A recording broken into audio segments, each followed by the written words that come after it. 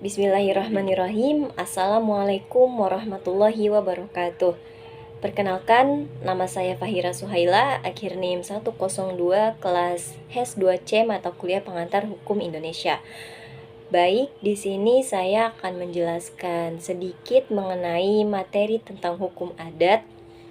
Yang pertama ada pengertian hukum adat.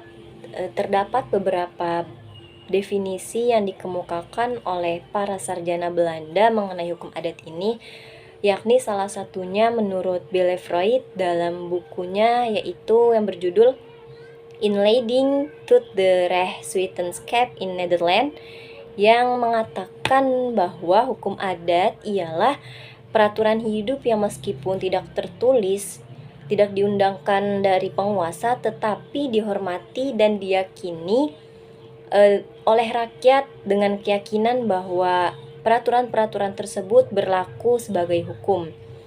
Di sisi lain, dari sarjana hukum Belanda itu terdapat juga definisi yang dikemukakan oleh sarjana Indonesia yakni Mr. Supomo dalam bukunya juga yang berjudul Beberapa Catatan Kedudukan Hukum Adat, yang mengartikan bahwa hukum adat itu ialah sebagai peraturan atau sebagai hukum yang tidak tertulis di dalam peraturan-peraturan legislatif, meliputi peraturan hidup yang tidak ditetapkan oleh yang berkewajiban, namun tetap ditaati dan dihormati oleh rakyat berdasarkan keyakinan bahwa peraturan tersebut mempunyai kekuatan hukum.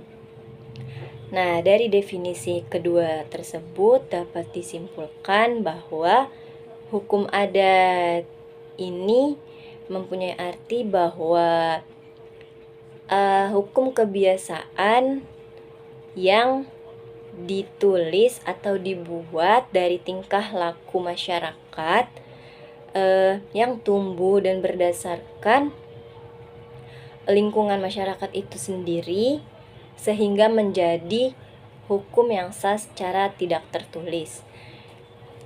Selanjutnya, hukum adat ini mempunyai beberapa sifat, yakni yang pertama bersifat kebersamaan, yang kedua bersifat religius magis, yang ketiga bersifat konkret atau nyata, dan bersifat konten atau tunai. Lalu dalam hukum adat ini juga terdapat hukum kekeluargaan, di mana hukum kekeluargaan ini dibagi menjadi 3 golongan.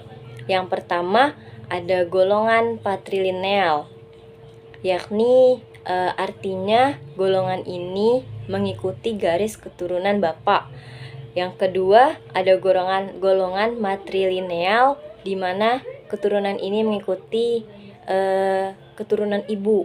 Dan yang ketiga ada golongan parental, yakni garis keturunan mengikuti keduanya, yakni mengikuti bapak dan ibu.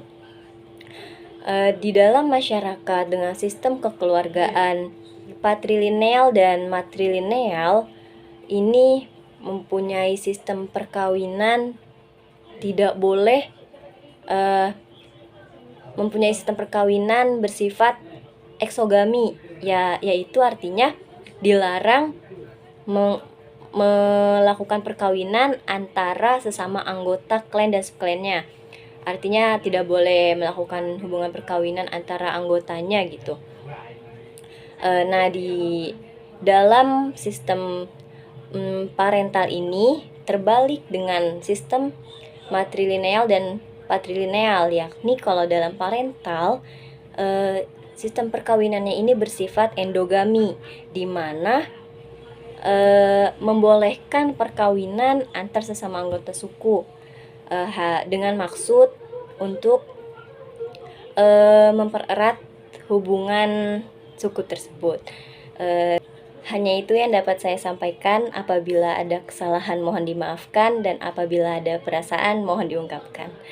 Terima kasih. Wassalamualaikum warahmatullahi wabarakatuh.